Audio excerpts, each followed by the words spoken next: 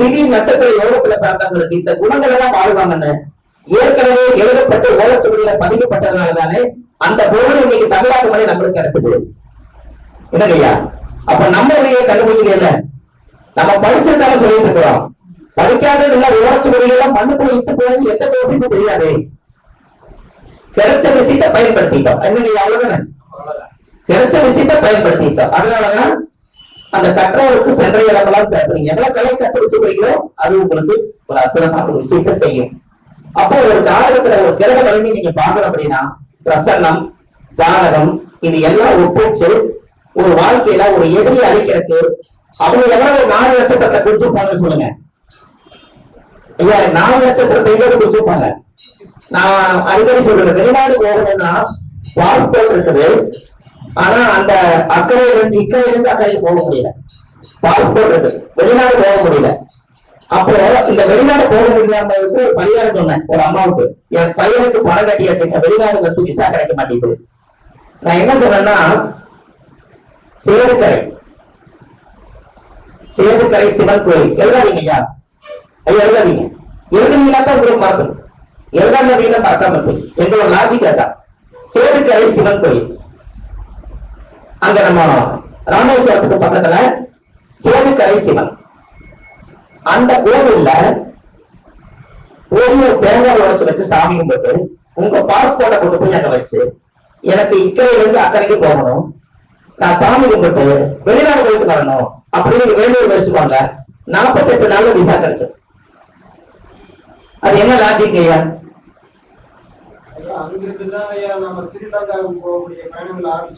Sir அதுக்கு கை கட்டிங்களா? பாலம் போட்ட இடம் சேதுக்கரை சிவனுடைய ஆலயத்துக்கு முன்னாடி அந்த படியில் இருந்துதான் பாலம் போடுற காய் கல்யாணத்தை கொண்டு வந்து இலங்கை கொண்டு போய் சேர்த்துறாங்க. அப்ப இக்கரை இருந்து அக்கறைக்கு போறாரா? அப்ப நீங்களும் அங்க போயிட்டு வந்து இக்கரை இருந்து அக்கறை போவீங்களா? அதான் பரிகாரம். எப்படி? அப்போ ஒரு விஷயம் கிடைக்குதா இல்லைங்களா? ஒரு விஷயம் நம்ம கேட்கும் போது அப்போ பாஸ்போர்ட்டுக்கு கூட ஒரு பரிகாரம் இதை நம்ம எடுத்து வச்சிருப்போம். அப்ப இதை நாளைக்கு இந்த பதிவுல போடும்போது நாம அந்த கோவிலுக்கு நம்மளே ஒரு முறை போயிட்டு வராங்க அவங்க போனாங்கன்னா அந்த மண்ணோட சக்தி என்னன்னா இக்கரையில இருந்து அக்கறைக்கு போறதா.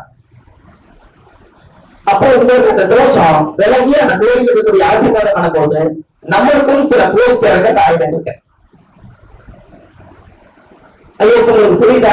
நீங்க பாஸ்போர்ட் எடுக்கிறதுக்கு ஒரு கோயில் உங்களுக்கு கிடைச்சிருச்சா இல்லையா? இந்த கோவில் உங்களுக்கு வாழ்க்கையில இது எப்பவுமே நீங்க மறக்க மாட்டீங்க. ஏன்னா அந்த அம்மா சொல்லி வந்துருச்சு, அவங்க வெளிநாட்டு பயிர் போயிட்டாப்ல, ஒரு ஏதோ ஒரு கொஞ்சம் காசு பைசா போட்டோம்னு சொன்னாப்ல தம்பி. அது ஒரு ஆதரவற்ற குழந்தை இருக்காங்க, அந்த ஆசிரியருக்கு அக்கௌண்ட் நம்பர் கொடுத்துட்டீங்க, அங்க போடு என்ன சம்பாதிக்க அங்க போட்டுக்க அப்படின்னு. அது என்னன்னா ஏன் ஜெயிக்கல அப்படின்னா எல்லாரும் தன்னுடைய ராமர் சீதை அவங்களுடைய அந்த பவர் எப்படியாவது சீதாவை மீட்டு கொண்டு வர்றதுக்காக அந்த காலத்துல மிருகம் மனிதர்களால இருந்தும் கூட ராமர் உண்மையானவர் சொல்லி அத்தனை பேரும் கல் எடுத்து கொடுத்து அவங்க புண்ணியமான அந்த சொந்த கல்லெல்லாம் மிதகுச்சு. அதனாலதான் ராமேஸ்வரத்துல கல்லு மிதகுது. ஐயோ பாத்துக்கலாம், ராமேஸ்வரத்துல கல்லு மிதகுதுல்ல, அது யாருடைய அது ராமர் தோட்ட கல்லு. அப்ப புண்ணியம் நம்ம மேல தொட்டாங்கன்னா நமக்கு பவர் தானே. என்னங்கய்யா? அதுலயே ஒரு சின்ன விஷயம் இருக்குங்கய்யா, நீங்க சொல்லலே காட்டுங்கய்யா. 3 நட்சத்திரமான அனுமன் வந்து ஸ்ரீராமஜெயம் எழுதி முதல்ல போட்டதுனால மிதந்துச்சு. புனர்பூச நட்சத்திரத்துல அதே மிதுனராசியில பிறந்த ராமர் போட்டு அந்த கல்லு மிதக்கல அப்படின்னு கான்செப்ட் இருக்குங்கய்யா. அது சொல்றாரு, உங்க நாமத்தால நான் ஜெயிச்சேன் அப்படின்னு சொல்றாரு. சோ நீங்க சொன்ன மாதிரி 3 நட்சத்திரம் தான் அந்த இடத்துல வெற்றி அடைஞ்சுங்கய்யா. ராமரை விட அனுமனுடைய செயல்கள் அதிகமா இருந்துச்சுங்கய்யா. அது எல்லாத்துக்குமே யோசிச்சு பார்த்தாங்கய்யா, நீங்க சொல்றது கரெக்ட். 3 நட்சத்திரத்துக்கு அவ்வளவு பவர்.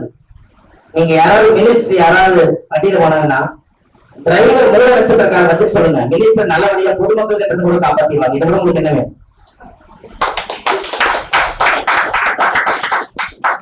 ஏன்னா மினிஸ்டர் உலக மக்கள் நல்லதுக்காக ஒரு மினிஸ்டர் ஆகிட்டாரு. பொதுமக்கள் ஏதாவது பிரச்சாரம் பண்ணிட்டாங்கன்னா எவ்வளவு பெரிய கூட்டம் இருந்தாலும் நம்ம மேல காயம் பட்டாலும் நம்ம மேல உடம்புல பின்னமானாலும் நம்ம தலைவரை காப்பாத்தி ஆகணும்னு சொல்லி அந்த இடத்துல ஆஞ்சநேயரா அவர் படையெடுத்துவாரு. ராமரை காப்பாத்துற என்ன அவருக்கு வந்துடும். அதே போல 3 நட்சத்திரக்காரங்க இருக்கிறோம், அவர் நல்லபடியா காப்பாத்தி கொண்டு வந்துருவாரு. அப்ப பாருங்க, அப்போ கண்டிப்பா வச்சிருக்காங்க வைக்கிறாங்க. உலகமே 28 இல்லையா? மூல நட்சத்திரம் ஐயோ மாமனாருக்கு ஆகாது. எல்லாத்துக்குமே எல்லாத்துக்கும் அந்த நட்சத்திரத்துல எந்த உருவங்கள் பிறந்தாலும் அதுக்கு ஒரு பவர். ஒரு சாதாரண ஒரு பூனைக்குட்டி மூல நட்சத்திர தண்ணிக்கு அது குட்டி போட்டுச்சுன்னா அந்த குட்டி கையை எடுத்து போக உங்களுக்கு 5 கூட வராது. இதெல்லாம் உங்களுக்கு என்ன சார்? மூல நட்சத்திர தண்ணிக்கு ஒரு குட்டி போட்டால் உங்க வயிற்றுல படக்காட்டி கூட மூல நட்சத்திரம் பிறந்ததுனால அங்கேயே ஆஞ்சநேயருடைய நட்சத்திரம் பூனைக்குட்டிக்கு இருக்குது. அதுல இருக்கிற தைரியமா ஒரு பூனை சொல்லுங்க. எல்லா மிருகங்களும் ஒரு தாய்ங்கிற ஒரு அங்கீகாரம் பெற்றுத்தான் அவங்களுக்கு ஒரு குட்டியில ஒரு பேர் வந்தது. அதுக்கு முன்னாடி மூலாதார தாய் வீட்டுதான் வெளியே வருவது.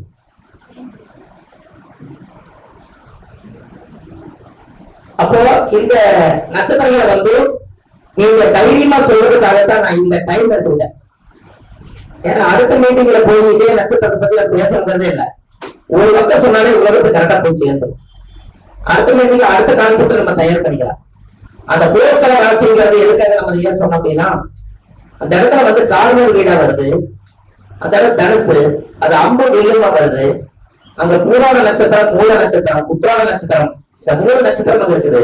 அங்க சூரியனும் கேதும் சுக்கிரனும் இருக்காங்க. அந்த சுக்கிரன் இருக்கிறதுனால ஒரு பெண்ணு, அந்த பெண்ணுக்காகத்தான் அவ்வளவு சண்டை போட்டுருக்காங்க பாருங்க அந்த காலத்துல. ஏன் புரியுதா? சீதா தேவி வந்து ஒரு பெண்ணு, அந்த அம்மாவை கொண்டு போய் கடத்தி வச்சாச்சு. அந்த அம்மாவை கொண்டு வரதான் கதையை. அப்ப அந்த மூல நட்சத்திரத்துக்கு பக்கத்துல முதல் பூராட நட்சத்திரம் இருக்கா இல்லைங்களா? அந்த பூராட நட்சத்திரம் வந்து சுக்கரனுடைய நட்சத்திரம். அப்ப ராமருக்கு அது மனைவியா இருக்குது. அதனாலதான் அதை கொண்டு வந்திருக்காங்க பாரு. அந்த காலத்துல அந்த நட்சத்திரம் இருக்கிறாங்க. அப்ப பெண்ணுக்காகத்தான் போராடி இருக்காங்க. அது அந்த தரிசனம் இருக்குவாங்க. போர்க்களம் அந்த காலத்துல மண்ணுக்கும் பெண்ணுக்கும் பொண்ணுக்கும் தான் சண்டைங்கிறதுக்கு தரிசனம் வந்து எடுத்துக்காட்டிருக்கா இல்லையா? அங்க இல்லாம இருந்தா வேற எதுவும் சண்டை பண்ணி நம்ம கேட்கறாங்க இருக்குதாங்க. சரி எழுதிட்டீங்களா? சரி சரி. இப்போ ஐயா கல்யாணம் ஆனா எந்த திசையில இருந்து இந்த மாதிரி எந்த திசையில இருந்து எனக்கு ஒரு பொண்ணு அமையுன்னு கேக்குறாங்க. இது எப்படி ஐயா நம்ம சொல்றது? பரிகாரமா சொல்லுங்க. அது கிரக ரீதியாக ஐயா டைரக்ஷன் சொல்லுங்க. 7ஆம் வீட்டு அதிபதி எந்த ராசியில் அமர்ந்திருக்கிறதோ அந்த ராசியுடைய திசை என்னன்னு பார்க்கலாம். அடுத்தது நீங்க சும்மா சொல்லுங்க. ஐயா உங்களுக்கு வாய்ப்பு வந்தது சொன்னா காட்டாது. நான் அது பரிகாரமா கிரியேட் பண்ணி சொல்லுங்கன்னு சொன்னேன். அதாவது ஒரு திசை சொல்றீங்க. மேசம்னா கிழக்கு, ரிஷபம்னா தெற்கு, மிதுனம்னா வடக்கு, கடகம்னா என்னங்க மேற்கு. இப்படி வருது இல்லைங்களா? கிழக்கு, தெற்கு, வடக்கு, மேற்கு இப்படி வருது இல்லைங்களா? இந்த டைரக்ஷன் எல்லாம் சொல்ல முடியுமான்னு கேட்டேன். எனக்கு கூட வந்து கேட்பாங்க கண்டிப்பா. ஒரு என் பொண்ணுக்கு 4 திசையிலும் போய் பார்த்தாச்சுங்க, ஆனா இந்த ஒரு முடிவாக மாட்டேங்குது அப்படின்னு சொல்றாங்க. அப்ப இது எங்கதான் நம்மளுக்கு உங்களுக்கு ஒரு அவங்களை நம்ப வைக்கிறதுக்கு என்ன பண்றது சார்? அவங்களை நம்ப வைக்கணும். ஜாதகம் வந்துட்டாங்க. வடகிழக்கு திசையில போய் பொண்ணமையை நம்ம சொல்றோம், ஆனா தென்மேற்குல அமைஞ்சிருச்சு. அப்ப நீங்க சொல்றது மாறி போச்சுன்னு ஏதாவது ஒரு கேள்வி வரும். ஆனா உண்மையாலுமே அவங்க நம்ப வைக்கணும். அதுக்கு ஒரு பரிகாரம் வேணும் அல்லவா? அதுக்கு நீங்க என்ன பண்றீங்கன்னா, அவங்கள முன்னோர்கள் தான் அவங்கள பெற்றது. அப்ப முன்னோர்கள் கட்டி வச்சாதான் குலதெய்வம். நீங்க குலதெய்வம் கோயில போய் அந்த இடத்துல ஒரு பொங்கல் வைக்க சொல்லுங்க. இந்த பொங்கல் வைக்கும் போது இடத்தெல்லாம் சுத்தப்படுத்தி அடுப்பு கல்லெல்லாம் வச்சு பொட்டு பொத்தி எல்லாம் போட்டு என் பிள்ளைக்கு கல்யாணம் ஆகணும்னு சொல்லி சாமி கும்பிட்டு போட சொல்லுங்க. அதை போட்டுட்டு மனசார அந்த குழந்தையில நெருப்பு பத்த வைக்க சொல்லி எனக்கு நல்ல ஒரு திசையிலிருந்து ஒரு மாப்பிள்ளை வரணும், அதை காமிச்சு கொடுன்னு சொல்லி கடவுளை வேண்டுங்க. பொங்கல் வச்சு எந்த திசையை நோக்கி அந்த பொங்கல் விழுதோ அந்த திசையில தான் அவங்களுக்கு வாழ்க்கை அமையும். எப்படி உங்களுக்கு அது குழந்தையுமே காமிச்சு கொடுத்துருச்சுங்களா ஐயா? குழந்தையுமே காமிச்சு கொடுத்துருச்சா? அப்போ நீங்க எந்த திசை நோக்கி விழுகிறோ அது பிரபஞ்ச ரகசியம். அது தெக்க விழுகுதா தெக்க போங்க, அங்கதான் உங்களுடைய பூர்வ ஜென்ம புண்ணியம் இருக்கும். கிழக்கு விழுகுதா கிழக்கு நோக்கி போக சொல்லுங்க. மேற்க விழுகுதா மேற்க இருக்குன்னு சொல்லுங்க. வடக்கு விழுகுதா வடக்கு தான் சொல்லுங்க. அவங்களுக்கு வச்சதே என்ன பொங்கல் வச்சீங்க ஐயா? திருமண பொங்கல் தான் வச்சீங்க. தை பொங்கல் வைக்கல, திருமண பொங்கல் தான் வச்சீங்க. அப்ப திருமண பொங்கல் திசை காமிக்கும். அந்த காலத்துல பாத்துருக்கீங்களா? கழுத இருக்கும் போது வயல்ல ஒரு பொங்கல் வைப்பாங்க. அந்த ஆதி காலத்துல அது பொங்கல் வச்சாங்கன்னா அது எந்த திசையை நோக்கி அந்த பொங்கல் விழுகுதோ அந்த திசையிலிருந்து அறுவடை பண்ணுவாங்க. அதனாலதான் தை பிறந்த வழி பிறக்கன்னு சொல்றது இல்லையா? அவங்கள தான் வயசானவங்களும் தெரியும். தை மாதம் வழிபடுங்கிறது எங்க வந்துச்சு? தை மாசம் சூரியன் எங்க இருப்பாரு? மகரத்துல இருப்பாரு. அப்போ உத்தராயண காலம் அங்கதான் பிறகு, அதனாலதான் உத்தராயண நட்சத்திரத்துல இருக்கு. அப்போ அங்க இருந்து எல்லா நல்லது கெட்டது பொறுப்புகளுக்கு எல்லாத்துக்கும் கொஞ்சம் வெயிட் பண்ணி தை வந்தா ஏதாவது செஞ்சுக்கலாம்னு சொன்னது காரணமே, அந்த காலத்துல நெல்லு கதிர்கள் எல்லாம் நிறைய போட்டு அவங்க அறுவடை பண்ணுவாங்க. அந்த அறுவடை பண்ணும்போது தை மாசத்துக்குள்ள அறுவடை பண்ணிடுவாங்க. அறுவடை பண்ணுற உடனே எல்லா ஜனங்களையும் அந்த நெல்லை வித்து காசு இருக்கும். காசை வச்சு சீரு சிறப்பு அந்த மலகாம் செய்யறது, நல்ல விஷயங்கள் பண்றது, இதெல்லாம் நிறைய பண்ணுவாங்க. அப்ப தை பிறந்ததுனால வழி பிறந்ததுன்னு பேர் வச்சாங்க. இல்லாம இல்லை, அதைத்தானே தை மாசம் நம்ம புதுக்குடி போவோம். அதுக்கு உத்தராயண காலம் பிறகுது. அங்கிருந்து வந்து உத்தராயண காலத்துல கோயில்கள் கும்பாசம் பண்ணி குருக்கள் நல்லது நடக்குது. இதெல்லாம் எங்கிருந்து எடுத்தாங்க முன்னோர்கள்? அந்த காலத்துல இந்த தை பிறந்தா வழிபடுத்துங்கிற இடத்துலதான் இந்த காலத்துல பொங்கல் தை பொங்கல் வருது. தட்டுக்கலையா? அதனாலதான் பொங்கல் எந்த திசையில் எடுத்ததோ, எனக்கு விருதுல இருந்து இந்த வருஷம் எனக்கு நல்ல மானியம் கிடைச்சது, எனக்கு நல்ல பொருள் கிடைச்சது, இப்படி எல்லாம் சொன்னதுக்கு காரணமே இந்த பொங்கல்ல தான் இந்த காலத்துல கண்டுபிடிச்சிருக்காங்க. நேற்று அம்மாட்ட சொன்னேன், காக்கா குச்சி வாயில எடுத்தா 22 நாளைக்கு மழை வராதுன்னு. அப்ப பிறகு தெரியுமா தெரியாதா சார்? அதோட குழந்தை மட்டுமே மழையில நினைக்கணுமா? எல்லா கோழியும் மழையில நினையாம கூடு கட்டிச்சு. காக்காய் மட்டும் கூடு கட்டினா ஒழுகுது. அப்போ பிரம்மன் கிட்ட கேட்டு, என் புள்ள நான் மாசமா இருக்கேன், என் புள்ள நிலையாடுறது புள்ளை காப்பாற்ற முடியும்னு பிரம்மன் கிட்ட கேட்ட போது அந்த ஞானம் காலத்து கொடுத்து காக்கா வாயில குச்சி எடுத்து அந்த ஏரியாவில் 22 நாளைக்கு மழை வராது. அப்ப பொங்கலுக்கு தெரியாதுங்களான்னு, அரிசிக்கு தெரியாதா, நெருப்புக்கு தெரியாதா? இயற்கை தானே நம்மளோட வாழுது. ஐயா நம்ம இயற்கை தானே நம்மளோட வாழ்றோம். வேற எந்த இடத்துல இருந்து இருக்குன்னு சொல்லுங்க பாப்போம். அப்ப நம்மளை அறியாம நம்மளை இயக்குது. ஐயா உங்களுக்கு வண்டியில போற விபத்து வருதுன்னு சொல்றாங்கல்ல, காலையில நீங்க நெகத்தை கடிச்சு தொகுத்து போனாலும் விபத்து வராது. நெகை எப்பவுமே வச்சுக்கணும். நாம ஒரு பக்கம் போறோம், நம்மளுக்கு ஒரு சம்பவம் நடக்குது, டைம் சரியில்லை, என்னமோ விபத்து நடக்கிற மாதிரியே இருந்தாலும் கூட அது நம்ம உடம்புல இருந்து ஏதோ ஒரு பக்கம் மோதி நம்ம சதை பிஞ்சு போறதுக்கு பதிலா நீங்களே உடம்புல இருக்கிற நெகத்தை கடிச்சு தொகுத்து போயிட்டா உடல் பாதிப்பு கம்மி. எப்படி?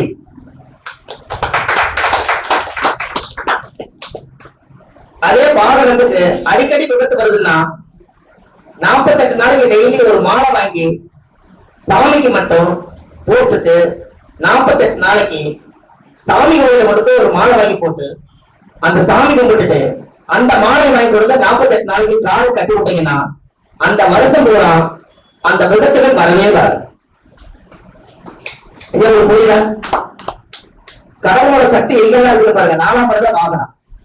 நீங்க ஒரு கோயில் இருக்கிற மாலை கொண்டு வந்து என்னைக்காவது ஒரு நாள் போன கட்டுறோம்.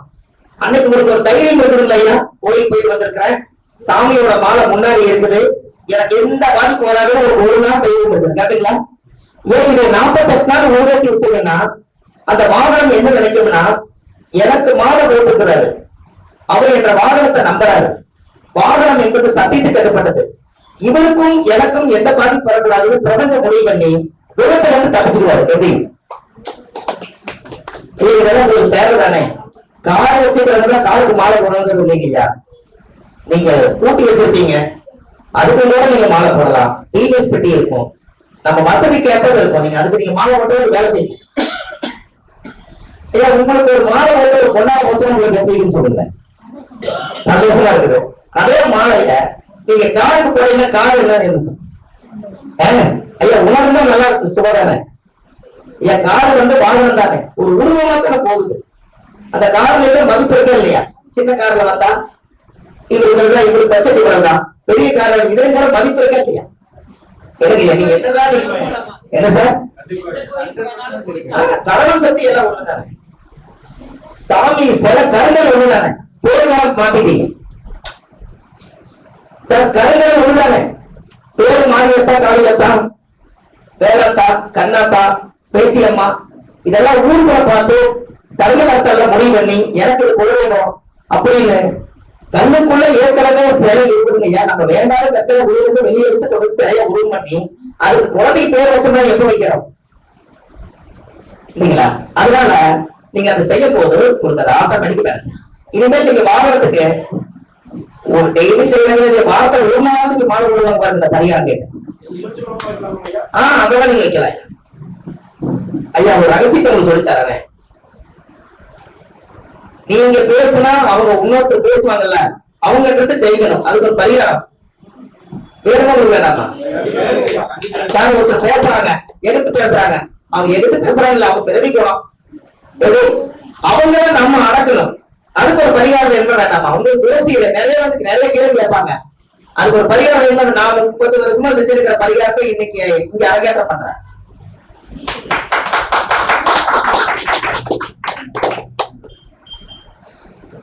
சார் கருங்கல்ல காலையில உடச்சு போனீங்கன்னா காலையில இருந்து பொருள வரைக்கும் கூட யாரும் பேச மாட்டாங்க. இது கைதட்டவே இல்ல, பெரிய வரியான்னு சொன்னேன்.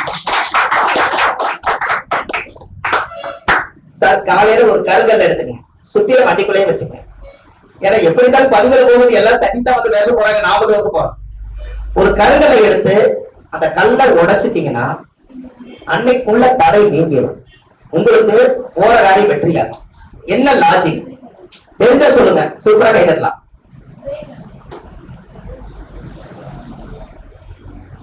சார் யோசிக்கல, யோசிக்கிறவங்க சொல்லுங்க. கருங்கல்ல என்ன லாஜிக்? சார் கருங்கல்ல சனி பகவான், கருங்கல்ல சனி பகவான். இந்த சனிங்க கூடிய தடையை நீங்க என்ன பண்றீங்க? அது எதிர உடைக்கிறீங்க ஐயா. சுத்தியில் என்ன கிரகம்? இரும்பு இரும்பாலையே உடைக்கிறீங்க. கரெக்டா? உள்ள உள்ளாதான் இருக்க முடியும், இரும்பதான் உடைக்க முடியும். சார் இந்த மலையில இருக்கக்கூடிய ஒரு கல்லு இது எத்தனாயிரம் வருஷம் ஆகுதுங்க ஐயா? 4000 வருஷம் குறைஞ்சு வச்சுக்கலாம்.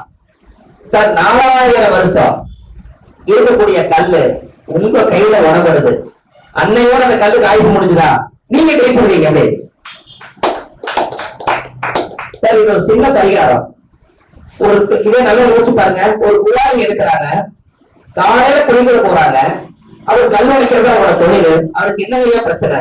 எத்தனை நேரம் உடைக்கிறாரு? காலையில 6 மணிக்கு வரும்போது பணம் ஒரு செலஸ் எடுக்கிறாரு. அவர் எத்தனையோ ஒரு பணம் கொடுக்குறாங்க, சாமி செய்யுங்க.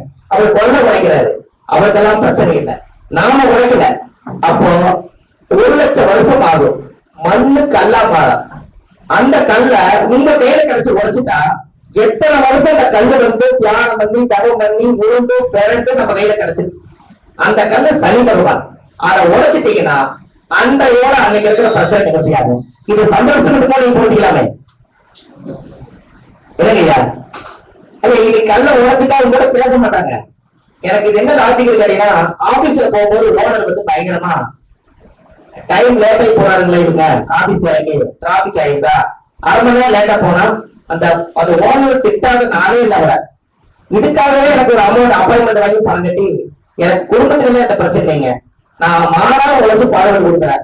1/2 மணி நேரம் ஓனர் பொறுத்துக்கவே மாட்டேங்கிறாருங்க.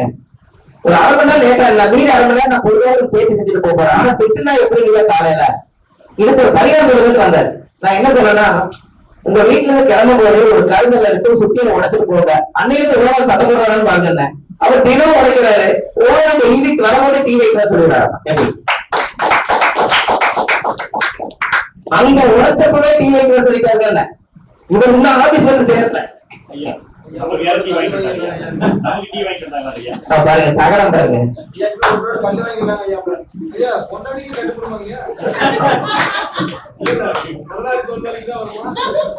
ஒட்டாடி உடைக்கிறதுக்குள்ள புதுசா உடைச்சிடணும்ல.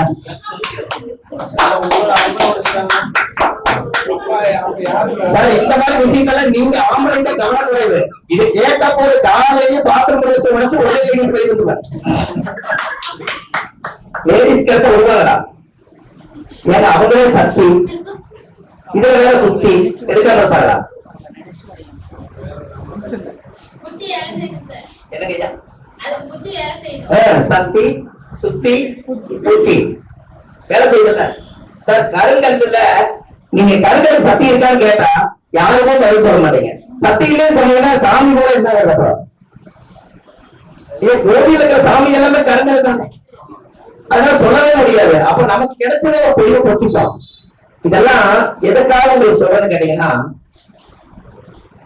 இதெல்லாம் நம்ம செஞ்சுட்டு இருக்கிறதுனால பெரிய பெரிய ஆபத்துகளுக்கெல்லாம் நாம ஒரு பரிகாரம் பண்ணிட்டோம். நாம ஜெயிச்சவன் போது உடைக்கும் போது அது என்ன வந்துடும். புரிஞ்சுக்கலாம். நம்ம வீட்டுல யாரும் அவங்க வேலை செஞ்சிருக்க மாட்டாங்க. நம்ம ஜோசியரு நம்ம ஞானத்தோட செஞ்சிருப்போம். நாம ஜெயிச்சவங்க நம்பிக்கை முதல்வர்களுக்கு வந்து நல்லா உடைச்சாரு. எனக்கு ஐயா முதல்ல நமக்கு பவர் வேணுங்க. ஏன்னா வர்றவங்க எதிர்த்து வந்து உட்காந்துக்கிறவங்க ஒரு கொஸ்டின் நிறைய கேள்வி கேட்டு கூட வருவாங்க. ஆனா அத்தனைக்கும் சொல்லி இந்த ஜோசியர் பரவாயில்ல, பொறுமையா இருந்து எனக்கு எல்லாம் திருப்தியா சொல்லிட்டாருன்னா பரவாயில்ல, அவரே நம்மளை வருத்தெடுத்து போயிட்டாருன்னா அவரு போய் நாளை விட்டு நம்ம ஜோசியரை தேவைப்படுத்து வரல. அதுக்கு நம்ம பரிகாரம் பண்ணிக்கணும் வேணாங்க சொல்லுங்க. இல்லைங்க இது எதுக்காக நான் இந்த பரிகாரம் பண்ணுங்கன்னு சொல்றேன்னா, ஜோதிடம் என்பது நம்மளுடைய ரத்த உணவு. இப்ப எல்லாத்துடைய உறவு முறைகளும் ஜோதிடம்ங்கிறது நம்ம இன மக்கள், நம்ம எல்லாமே ஒரு தாய் மக்கள் மாதிரிங்க. யாருக்கு எங்க பின்ன மாதிரி ஒரு ஜோசியருக்கு கஷ்டம் வந்தாலும் அந்த வழி வேதனை எல்லா ஜோசியர்களுக்கும் சேர்த்துதானே வரும். அப்ப எல்லா ஜோசியும் பஞ்சாயத்து எடுத்துக்கிற காப்பாத்துறது நம்மளுடைய கொள்கை. அதனால நம்ம செஞ்சோம் பாருங்க. அதனால தெரியல கூட நம்ம சொல்லி கொடுப்போம். ஒருத்தருக்கு கண்ணே தெரியல, அவர்கிட்ட நல்லா சொல்லுவாங்க, அவர்கிட்ட போயிருக்காங்க. அவர் கணிக்க முடியாம கண்டுக்கல. நான் வீடு 10 வீடு போயிருந்தேன். இன்னைக்கு அவர் வாக்கு சொன்னா நல்லா இருக்கும், கணிக்கிறது ஒரு கண் இல்லை. இப்ப அந்த 5 வருஷம் ஆச்சு. பரவாயில்ல கொடுங்க, அந்த ஜாதகத்தை நான் வாங்கி நான் சொல்றேன் ஐயா அவரோட ரத்த உறவு தான் அப்படின்னா, நீங்க ஜாதகம் நல்லா பாப்பீங்களான்னு கேட்டாரு. எனக்கு தெரிஞ்சு சொல்றாங்க அப்படின்னு. அப்புறம் ஜாதகத்தை பார்த்தேன். 3 நாளைக்கு முன்னாடி இடம் போக வேண்டியதான்னு கேட்டேன். அதுல அவர் விழுந்துட்டாரு. எப்படி இது என்ன சாப்பிடும் அப்படின்னாரு. இல்ல நீங்க இளவு போறது உண்மையா சொல்லுங்க, ஜாதகம் கரெக்டு, இளவுக்கு போறது உண்மை அப்படின்னா பரவாயில்ல. போனேன் ஐயா, போய் எல்லாம் முடிச்சுட்டு வந்துட்டேன். இன்னைக்கு அடுத்த நான் போக முடியும், ஜாதகம் பார்க்க வந்துட்டேன். ரொம்ப சந்தோஷம். அது என்ன லாஜிக்னா, ஜாதகம் பார்க்க வரும்போது இப்போ இன்னைக்கு கோச்சாரத்துல மாத்தி எங்க இருக்குன்னு யாரும் தெரியுங்களா? யாரும் மட்டும் சொல்லுங்க. சூப்பர்மா, சுவாதி இருக்குதுங்களா? அப்போ இன்னைக்கு சந்திரன் எங்க போயிட்டு இருக்குங்க? நட்சத்திரம்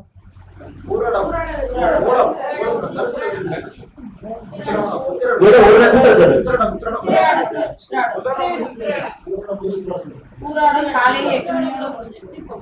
சூப்பர். அப்ப நம்ம உத்தராடங்கிறது சனி பாடங்கள், சனி பத்தி பேசுறது, சனியோட வீட்டுக்கு போயிட்டு இருக்கிறது எல்லாம் கட்டுத்தானே. நட்சத்திரம் பஞ்சாங்கமே பார்க்க மாட்டாங்க, சொல்லி கட்டுதானே. அப்ப இங்க இருந்து எடுத்துங்க. சுவாதி எடுத்துக்கலாமா? சுவாதி விசாக கேட்ட எல்லாம் ஆகுது. இன்னைக்கு ஒருத்தர் ஜாதகம் பார்க்க வந்திருந்தால் எப்படி? இன்னைக்கு ஒருத்தர் ஜாதகம் பார்க்க வந்திருந்தா அவர் யாராவது மகர ராசியில, உத்திராட நட்சத்திரத்துல தனுசு ராசியிலயோ மகர ராசியிலயோ அவர் யாராவது வந்திருந்தா